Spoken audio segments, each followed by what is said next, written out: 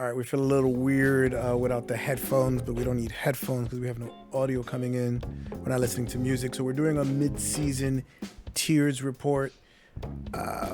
We did a preseason predictor. We've had a few mistakes. If you look at the old video, the biggest mistake is the Warriors. That was the biggest drop, but we'll get into all that stuff later. And as you can see here, the tiers are pretty simple and broken down.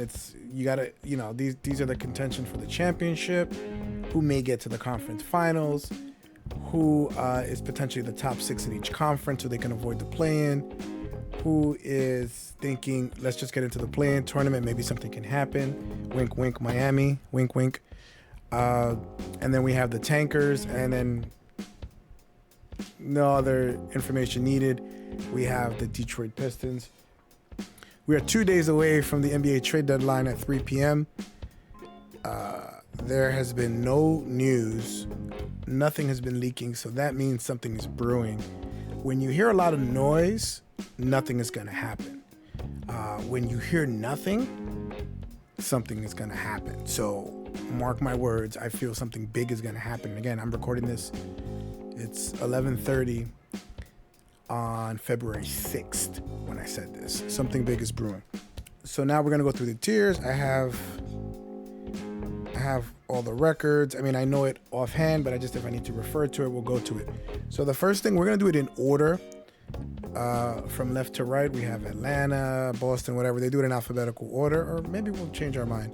Atlanta currently is sitting at 22 and 28. Now, we're not going by, because things can change. There's teams that are injured that once they get healthy, they'll be a lot better, and vice versa. So we're not going on current situation. We're going on how we feel the season is unfolding and where it's going to end up at. Atlanta at this point is definitively a play-in tournament team. This is what a play-in tournament team looks like. They are erratic. They win 5 in a row, lose 4 in a row. They beat the Phoenix Suns. They lose to the Detroit Pistons. This team is all over the place. It's easier to pick the weather for the next 30 days than to figure out what Atlanta is doing. Trae Young today was just named an all-star replacement. He was kind of whining that he doesn't know how he never gets in. Anytime he doesn't get into the all-star game, he complains and whines, but his teams are never doing well. So he got in, I think, because of name recognition. Other than that, his team is doing garbage. His teammates don't like playing with him, according to reports. So he needs to shut up. I don't sound like a Knicks fan, do I? Then we have the Boston Celtics. This is pretty easy. It's a championship, or they may have to move on from somebody, because we've seen the Celtics have Brad Stevens. No issue, no qualms. They traded Marcus Smart. Bye-bye. You were part of the building. You're gone. Grant Williams. Nope. We're not matching that contract with Dallas. Nope. We're not doing it. They don't play around. They're about championship and about let's keep that kind of low so you can see it. They're about championship or bust this year, and there's nothing else. They've been the favorites all year. They've been I think they're kind of bored. They've lost a few easy games. They lost the Lakers without LeBron and AD ducking the smoke or resting for New York. It's one or the other. So the Celtics are very impressive, and I think they're kind of bored right now, so we'll see how it goes. The Nets are a disgrace. They have lost something like 10. They are 20 and 30, but you would feel like they're 10 and 40. I mean, their record is some of the hottest of garbage, and they don't even try. They don't even care. We have the Hornets, who are they're also tanking. They're actually worse than the Nets by the Nets have 20 wins. The Hornets have half as many. They have 10. So take that with a grain of salt. But I feel both teams have had equally bad. But the Hornets get to keep their pick because of their terrible season. The Nets will not be able to keep their pick because Houston owns their pick, I don't know, until the cows come home. So Houston has that pick. The Bulls are fighting. They are a play-in tournament team. They don't look like they're going to trade Alex Caruso at the trade deadline. They don't look like they're going to trade DeRozan. Zach LaVine is a toxic asset, as in you couldn't give him away. They were being dumb. I don't know what they were doing. They should have traded him. Anyone that said, hey, we'll give you contracts just to match, you can move any other contract. Levine had another surgery on his foot and is out for the rest of the year. Good luck. And he has one of the worst contracts in the NBA. I think he's at $50 million a year for the next 3 years.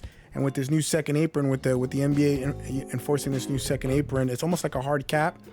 Nobody wants that contract on their team because you're screwed. You can't do 3 max plays, and you can't have him being paid as a number 1, even though he plays like a number 4, to be honest with you. Like, he doesn't offer you anything defensively. He doesn't pass. He has a sour attitude. So yeah, I would, no. Cavaliers they're definitely a top 6. They've been playing lights out. I think they are right now 3rd in the Eastern Conference.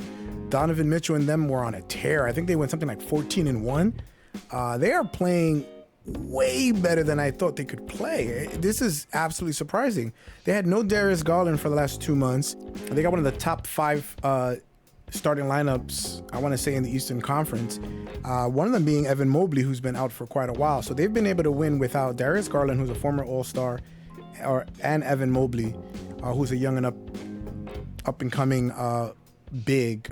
He's got to put on a little bit more weight. He got kind of bullied by the Knicks last playoffs, but he's going to be a stud. I think he's in the mold of Anthony Davis on the defensive side. On the offensive side, he's very limited in what he can do. He's kind of like a Horace Grant skill set.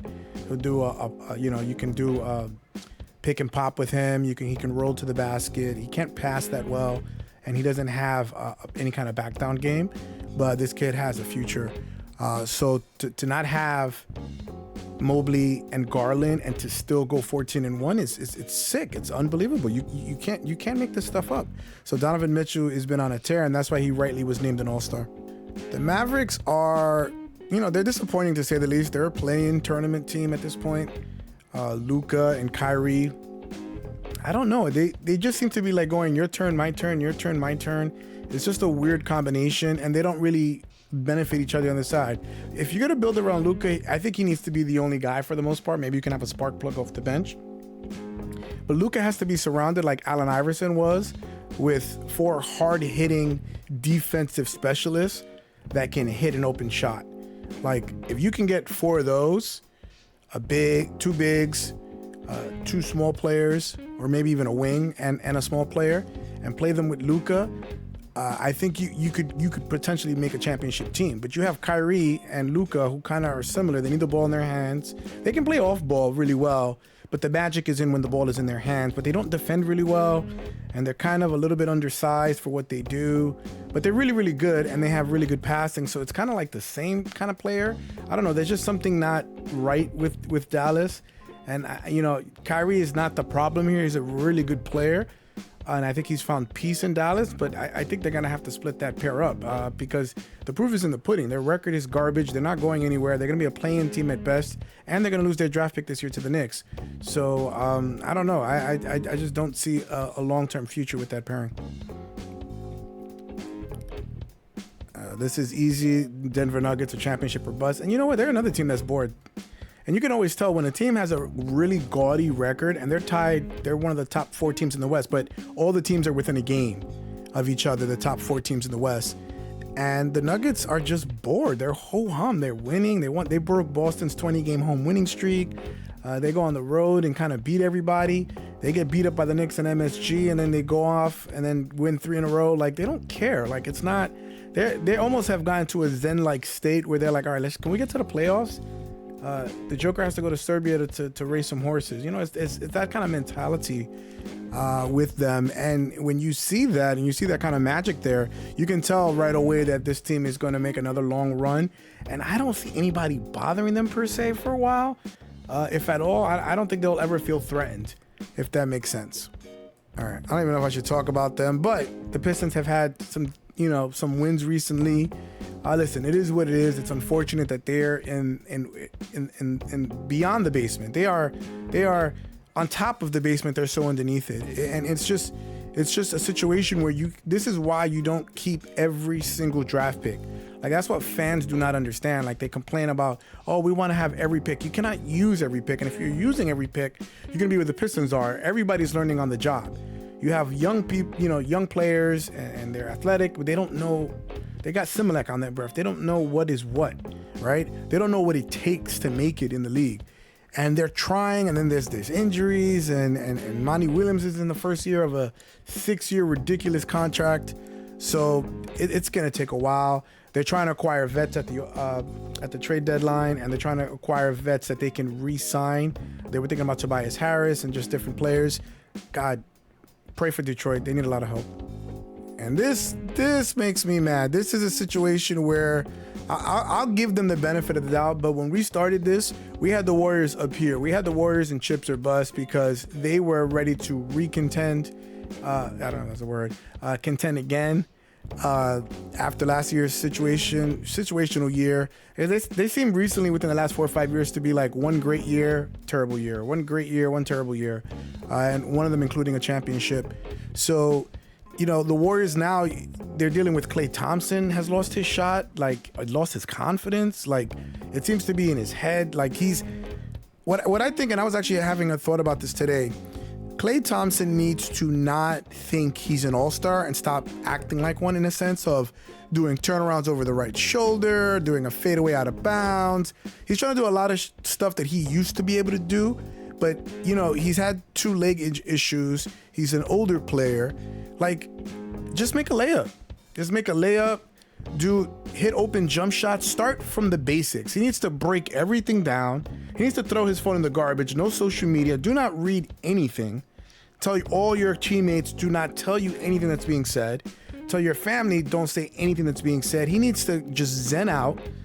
He's not going to go to the All-Star game. He needs to go to a meditative retreat and just find his mental clarity again, because I think that's the biggest issue that he's going through, is from a mental standpoint, because physically he looks good. His shot looks like it's raising up.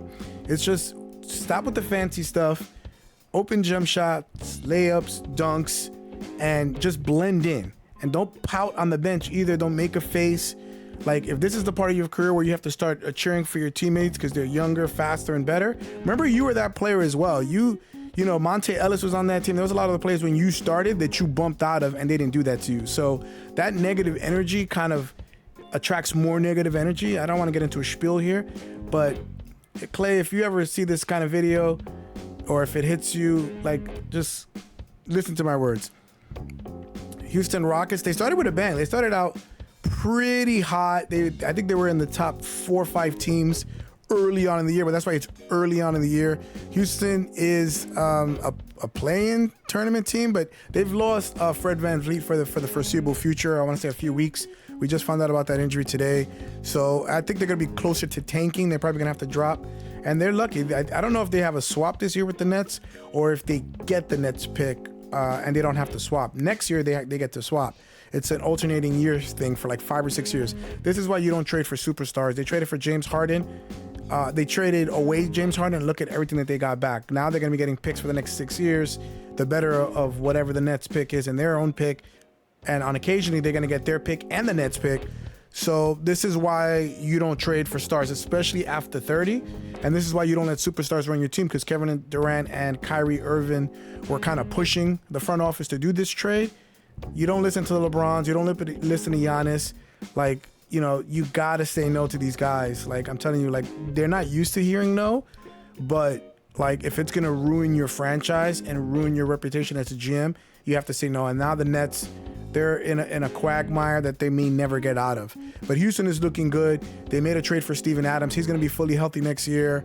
They have a really good team. They're trying to move Jalen Green. I don't know what happened to Jalen Green. He has become kind of like a Jordan Poole, and just it's the shots he's taking are cartoonish.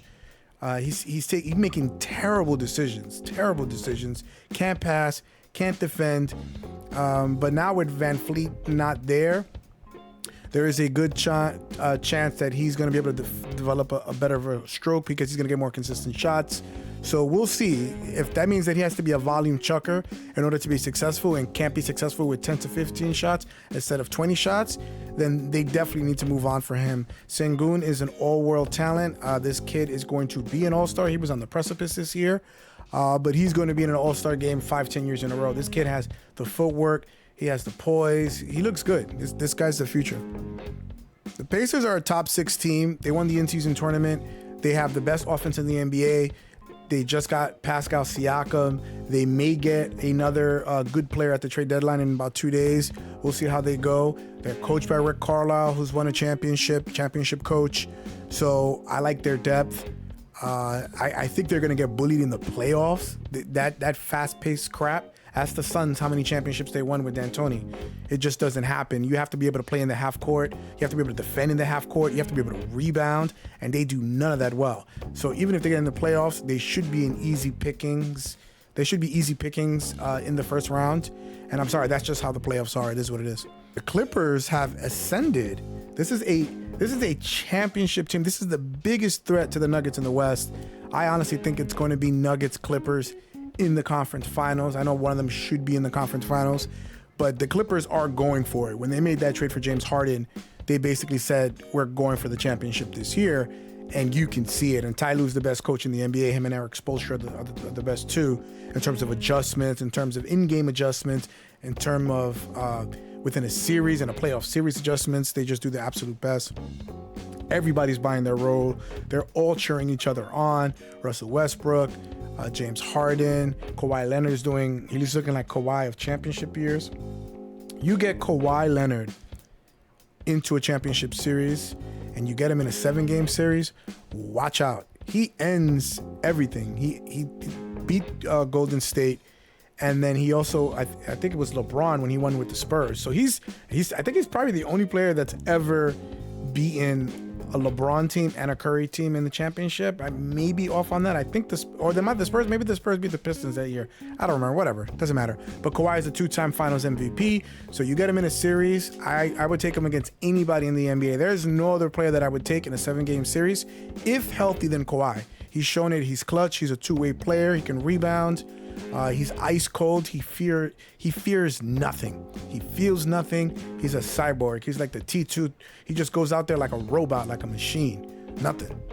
The Lakers they're not tanking. They're working towards the play-in tourney. I mean, that's their hope in the West. They had a good back-to-back set of. They went 4-2 on a recent East Coast, the Grammy swing that the Clippers and the Lakers both do.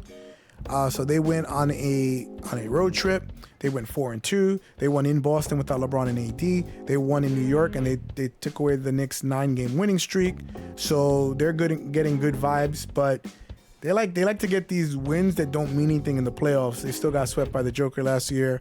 The Clippers or the Nuggets will smoke them in the playoffs, 4-0, easy. The Lakers should not make a trade this year. They need to punt on this year. I know LeBron is at his age, but you cannot set this franchise back like the Nets did with their stupid trade. You cannot trade another first-round pick unless you're getting a player that is a first-team All-NBA type player, and you can do a type of a big three. Hopefully, I mean, for their sakes, they would probably want somebody that's on a rookie scale contract that can play like as if they were in a big three. Let's say that Orlando would be willing to trade Paolo Banchero for those 3 picks. They wouldn't. They're not stupid. But I'm saying a player along those lines. That's the only way I'm making that trade, because LeBron, you're close to my age. You're close to my age. So you're in the NBA still. This may be your last year. It's been looking like you've been saving souvenirs from every arena. So it's in the back of your mind. The only reason you do want to play is because you want to play with your son. Your son may not be ready for the NBA by the time you're ready, and he may not want to jump out of college and thinking that he's jumping on your coattails. So this may be LeBron's last year. So I'm not making that trade for your Fair Word tour. You can't hold anything against me. So no, I'm not making that trade. Memphis is the only other team to join Detroit in Detroit. They have a cartoonish amount of injuries. The Knicks just played them, beat them by 10. It was a closer game than needed to be, but the Knicks have their own injury issues. And the Grizzlies are, if they have 16 players on average, they have 8 of their top 8 players injured. Do you understand what that is? Your top 8 players are all injured. So they are going for the highest pick possible. This draft is not the Cooper Flag draft, so there is not many good players, and if they are, they're not known yet. It may be a situation where it's like a Giannis, like an international type player that nobody's talking about, that may jump out, and that's usually the case. But this is not considered a deep draft. But the Grizzlies just lose every game, and they're fighting. Jenkins has them fighting, and that's great. But you need to lose every game possible. You have to lose every game possible. Here we go again. Miami with their garbage. Oh, ho hum. Oh, we're not so good in the playoffs. Oh, don't look at us. Oh, don't think about us. Oh, and then we're in the conference finals. We're in the NBA finals. Like, no one's trusting your BS, bro. Nobody's trusting your stuff. Like, they don't have a greatest record right now. They just got Terry Rozier. Watch them in the playoffs. Good defense, good half-court defense, good rebounding. Those are the principles of a winning team. Pat Riley and Eric Spoelstra drill it into their players. They measure their body fat every day. This is, the whole Miami culture. And I know that their record is not that great, but guess what? They were a few seconds away from losing to the Bulls in the play-in tournament last year. People don't remember this. They don't remember this. But Miami, this year, I don't care what they were. If they are one toe in the door, they will push through. They will push through. So do not trust this team. I know it doesn't look really good for them. They're getting into the rhythm. They're buying the time. Jimmy Butler is looking healthy. They got rid of Kyle Lowry, who was dead weight. Bam Adebayo's an all-star again. Tyler Hero looks good. So Jaquez, that kid looks spectacular. He looks like he has a 15-year NBA career ahead of him. So watch out. The Bucks are conference finalists. I had them as a championship or bust, but I don't trust this team. Like, listen, again, they got to get Damian Lillard right mentally, in a sense of he has to play like he's the guy. Like he's playing like as if he's Robin to Batman. No, you need two Batmans to win a championship. When you had the Nuggets, it was Jamal Murray and it was the Joker.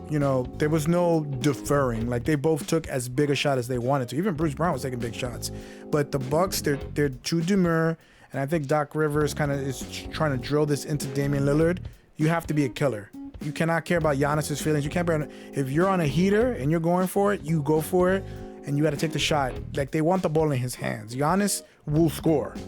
You don't have to pass him the ball. You don't have to do anything for Giannis. Giannis will drop 30 in his sleep with even offensive rebounding, catching it on drives and on fast breaks, on his, two steps within the offense. In terms of making a pivot move and a hook. He doesn't need he has to act like he's in Portland. And because of this, and because of their terrible defense trading Jrue Holiday and their penchant for, Chris Middleton was injured tonight against the Suns. They're constantly dealing. Middleton is on his last leg, literally. So I don't trust the Bucks. I don't think you should either. I think their ceiling is the conference finals currently. Minnesota, to me,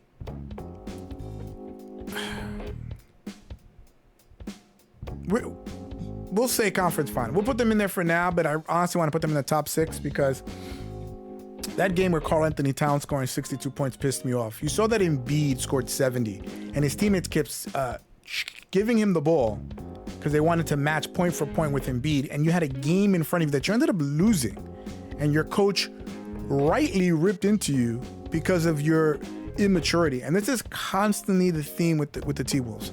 They are constantly doing immature things. Constantly. And it's just like, you gotta have a sense of understanding that the moment is now. Like, Gobert is tall as hell. Those knees, those legs on those really tall players, he's been really healthy, but knock on wood, that doesn't last forever. Karl Anthony Towns may be traded next year. Like, the moment is now, and they played too many games. I honestly don't even want to put them in the conference finalists as a potential conference finalist, because I don't think they're going to make it. I think they'll make it to the second round and they're going to get bumped. They're too young. They're too hot-headed. They need to slow down, be poised. And Mike Conley has helped here a little bit in terms of developing their maturity and telling them to calm down and breathe and things of this nature. But I don't trust this team in the playoffs. I don't trust them for a different reason. New Orleans is a top 6 team. This is a middling team. This team has played very well against the top teams, but in a 7-game series, I don't see them doing much. I mean, they have Brandon Ingram, Zion, and then they have a bunch of really good level role players.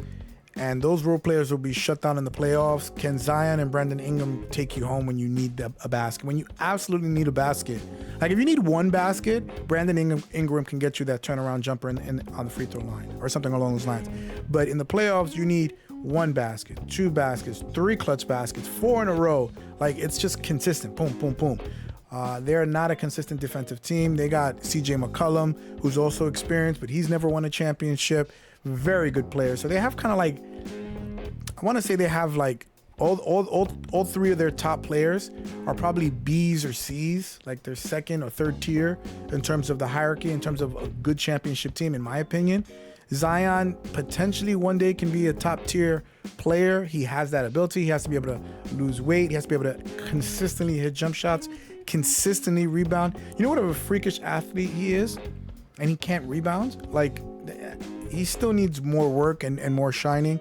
So their best is that they're going to be out of the play-in situation and they'll be a playoff team. The Knicks have jumped to me to conference finalists. They could potentially get to a championship, but a lot of things have to break their way. One of the things breaking their way is no Embiid, helpful. Celtics just chucking up threes and they go extremely cold in a series against them. And Milwaukee, like I told you with their holes before, get exposed because the Knicks have the best defensive team in the NBA since they got OG Anunoby. They've been playing really well. They've had no OG. They've had no Julius. They've had no Mitchell Robinson. Jalen Brunson sprained his ankle. It's a mash unit. It's like the Grizzlies. But they keep winning because the coach demands it. The coach demands effort, and effort will get you a lot of wins. Dante DiVincenzo, if you don't have him on your fantasy team, put him on your team. He had another 32 points tonight. No one's talking about him. This guy is dangerous. He's one of the top 3-point shooters in the NBA. He's playing like he learned under the greatest shooter of all time to not have a conscience. And Dante's playing really well. So I think their peak is probably conference because they're going to have to get lucky.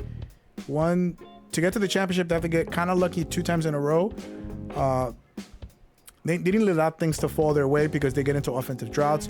Are they going to make a trade for a bench scorer that they lost when they traded Emmanuel quickly?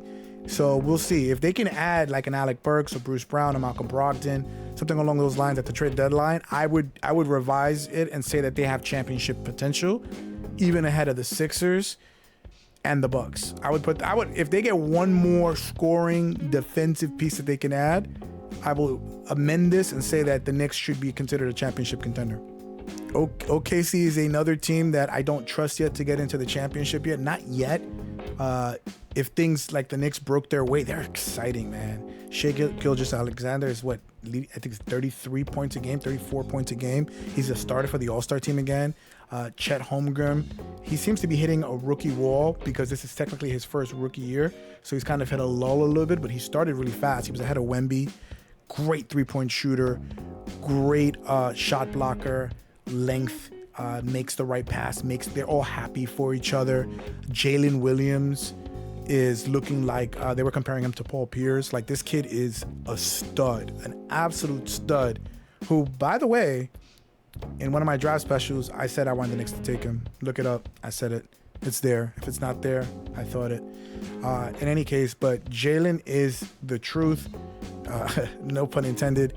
If he can stay consistent with physical playoff defense, because Shai, God can't guard Shai. Like, I'm sorry, like no one's guarding Shai one-on-one. It's impossible. But if you can get Jalen to be consistent in the playoffs and Chet to hit timely shots, I think they have a really good chance at getting even to the conference finals. I think would be a huge success because I said it in the last video that they have a top playoff contender. People were saying that this is a play-in team. I'm like, do you guys not watch the NBA? I was so confused as to why they were saying OKC was a play-in team. I was like, they were a play-in team barely last year. They lost, but you don't see all these young pieces coming together. Like, it made no sense to me. So I knew they were going to be good. I didn't think they were going to be this good. I thought they were going to be top 6 good and not get into the play-in tournament. But I certainly did not think that this was a conference finals team. Very shocking. The Magic are a play-in tournament team. Oh, thank God that went to a second line. I didn't know how that was going to work. All right, I wasn't sure. Detroit and the Grizzlies are just going to be obscured by the graphic because I'm sorry, they're not relevant. But the Magic are a play-in team. They're young, they're excited. Paolo Banchero could function as a baby joker. In a sense, he's the central hub as a big in terms of passing, scoring on 3 levels. He rebounds well, he defends well. That whole team, Jamal Mosley has them playing like he seems like a young Tibbs type coach. That their team fight. They're 2-0 against the Knicks. They fight every possession. Franz Wagner is an absolute bulldog. He kind of annoyed Luka. So if you're annoying superstars and you're pestering them and you're playing hard defense on them, that really shows the kind of team commitment and the team chemistry that they have. I like them. Their hope is to get into the play-in tournament, maybe even being a top 6 team, maybe being number 6. And if they get swept in the first round, it's a successful season. Again, they're very young. They need to add another veteran piece that can score consistently, like a Brogdon would be good on their team. DeJounte Murray would be good on that team. They need guard help. They were even considering Emmanuel quickly before he got traded to the Raptors. So the Magic need a little bit more guard help, but I really like the foundation, the pieces that they have. And I think they have a bright future. I think I can see them contending if they keep adding the right pieces in 2 years, like what OKC did. I think they can make a jump like OKC did if they make the right moves. Unfortunately, the Sixers right now are still going to be a top 6 team. They're still a top 6 team for me. Despite the fact that Embiid is going to be out the rest of the year. You got Maxey, who just scored 51 points. They have a deep team. They have multiple picks that they can use from the James Harden trade that they got. And I think there was another team that they traded with. I can't remember. But they have a lot of first-round picks, and they can kind of go to the market and give a first-round pick for this player, a first-round pick for that player, and they can start adding. And they have expiring contracts. I think they're valuing cap space next year. They're going to have something like $60 million in cap space. So I think they're worried about adding players they're going to add onto their long-term sheets, especially with the second apron, giving them an advantage, because once you get to the second apron, you cannot make trades. You cannot aggregate salaries in trades. You can't put more than one player in a trade on your end. You can't give money. Money sometimes is a big issue in terms of making a trade. So let's just say the Lakers, the Warriors, the Celtics. There's like 6 teams that cannot make that are going to be in the second apron next year, and the Sixers are going to have an advantage that they have 6 less competitors to make these type of offers that cannot sign players from past the veteran minimum, can't do signing trades. There's a million things that they cannot do. So the Sixers are in the driver's seat with $60 million in space, a top 3 NBA player who can't stay healthy, and having another top 15, top 20 player in Maxey. So they have a lot of options, but I think they have enough steam at the back. They have Nick Nurse, who's a very good coach, championship level coach, who can keep them afloat and keep them in the top 6. Had Embiid been healthy, this potentially could have been a conference finals team. I think Embiid's loss is an advantage to a team like the Knicks, who I think can they beat Embiid and them by 28 in Philly with OG. I think if the Knicks are fully healthy, and even if the Sixers are fully healthy, I think the Knicks can compete with the Sixers and even beat this team in the playoffs. But they'll stay afloat. They're not going to drop more than that. Worst comes to worst, they'll be in the play-in tournament, and Embiid will come back and they'll surprise like a Bucks in the first round or something. And imagine having to go against a healthy Embiid and a re-energized Sixers team in the first round. It's not going to be a pleasant sight.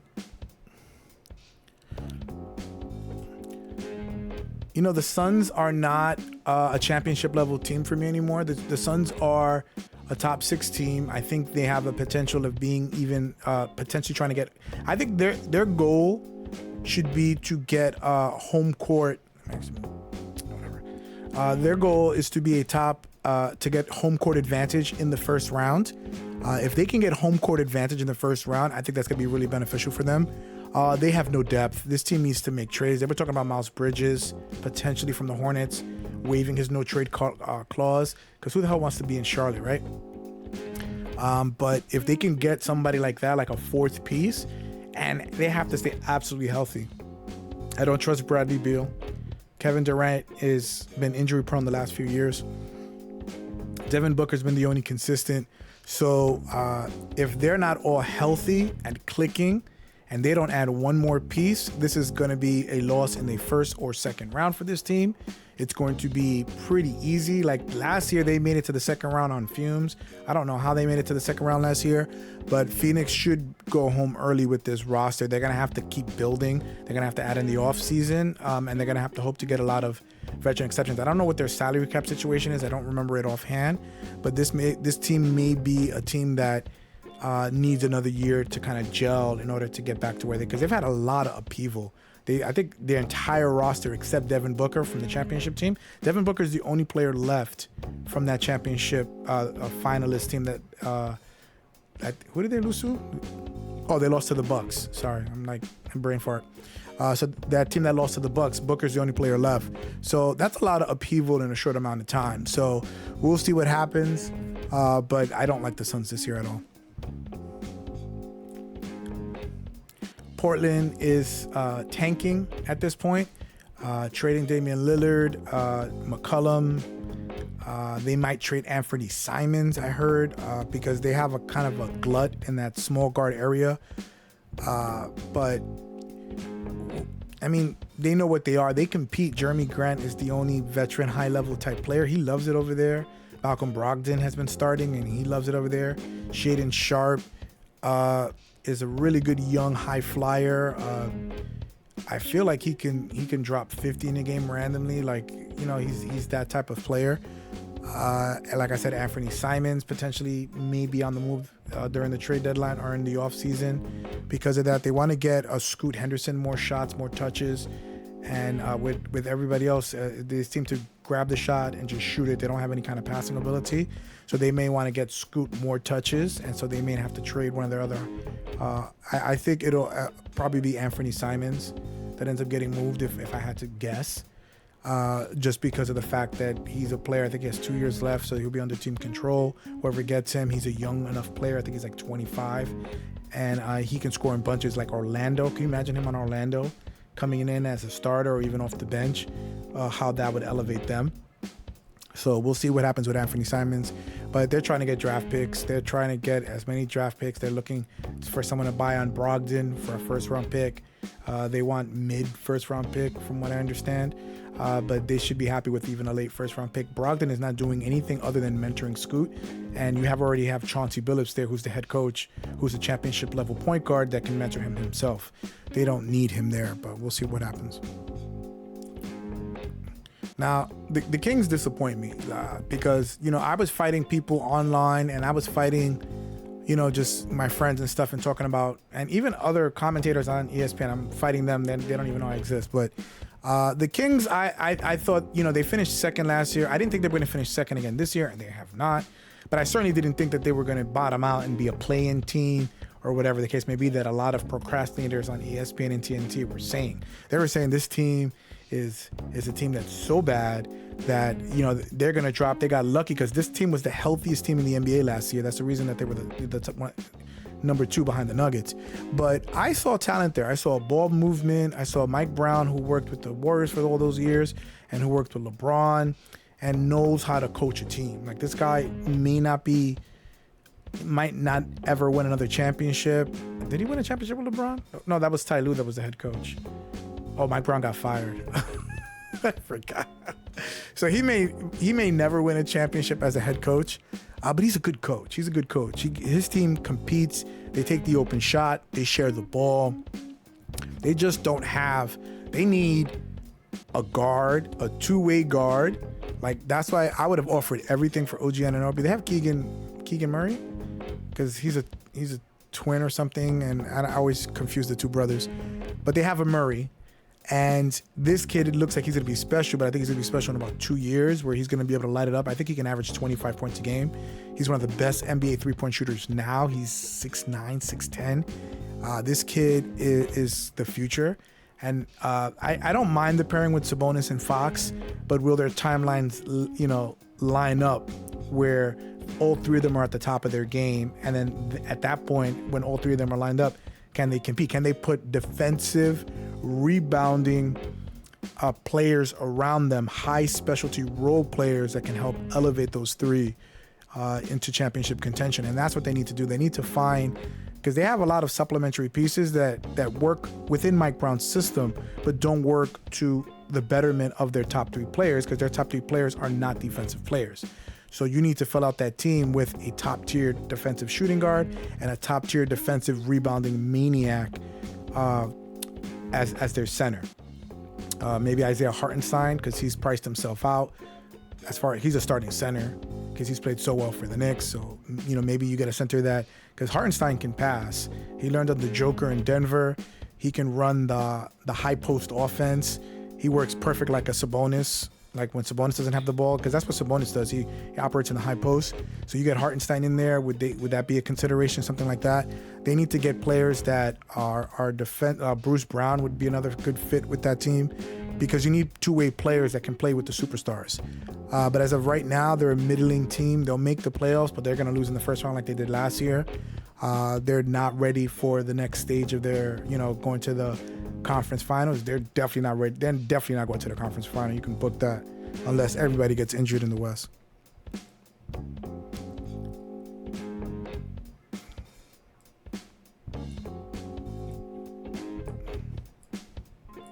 All right, so we just put everybody, because everybody that was left was a losing franchise, and I'm not going to sit there talking about all of them, piecemeal one by one. So we'll go across and we'll give a few sentences for each. The Spurs, it's on Webby's timeline. They got to figure out supplementary pieces to add to him. I think Trae Young on the Spurs is magic, because Trae Young needs to be surrounded. He needs a mistake, because he's such a bad defensive player, and I think it's because he's limited. He doesn't weigh more than 20 pounds of rice. They need defensive, gritty players behind him. You cannot have players that do not play defense behind Trae Young.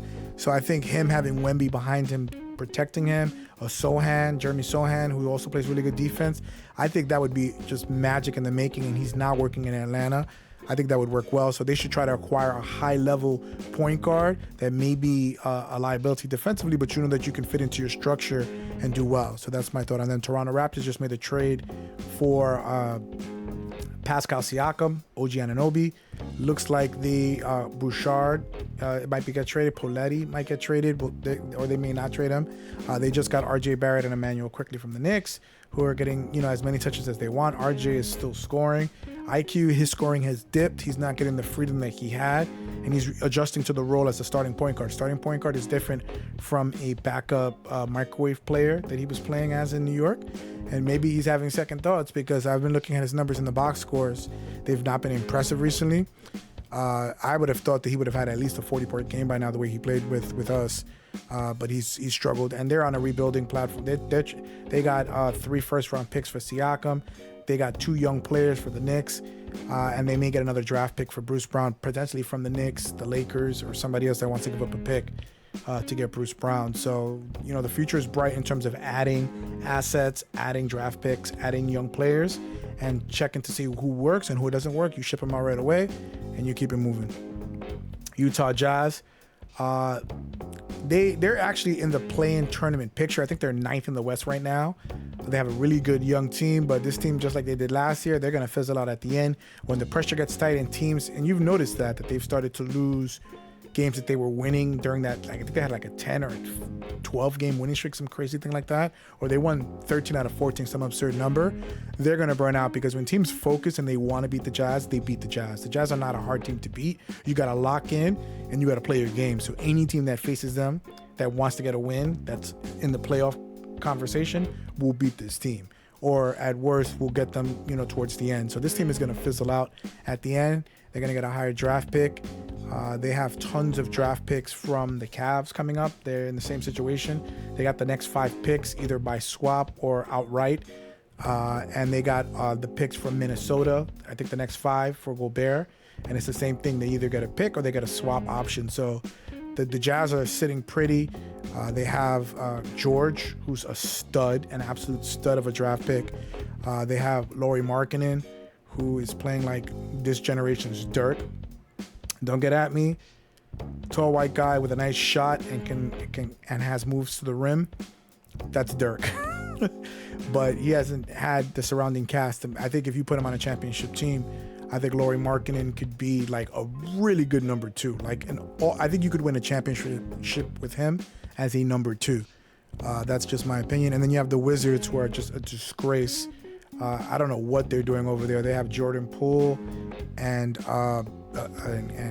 Kuzma just shooting up whenever the hell they want.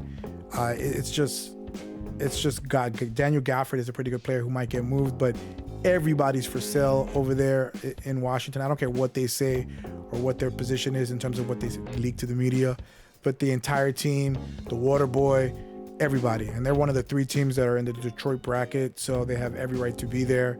Absolute disgrace, Washington DC. So those were my tiers report.